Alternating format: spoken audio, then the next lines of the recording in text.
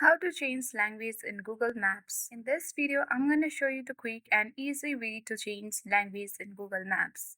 So it's quite easy and simple. That's why to watch the video till the end so that by the end of the video we'll be learning about how to do it. Without any further ado, let's dive right into the video.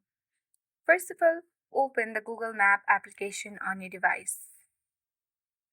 Once you have done that, make sure you already have connected your Google account with your Google Maps.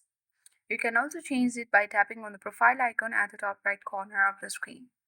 Once you have saved the Google account where you want to change the language in Google Maps, you can select the profile at the top right corner.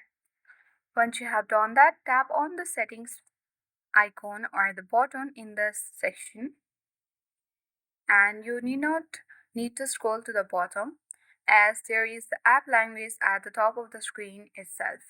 Tap on app language, and currently, the app language has been set to the system default, that is English. Under all, you will see different kinds of language when you scroll to the bottom of the screen in this way. You can choose any one by tapping on the language you want to. And once you have done that, select the OK button. So Map will restart to change your app language.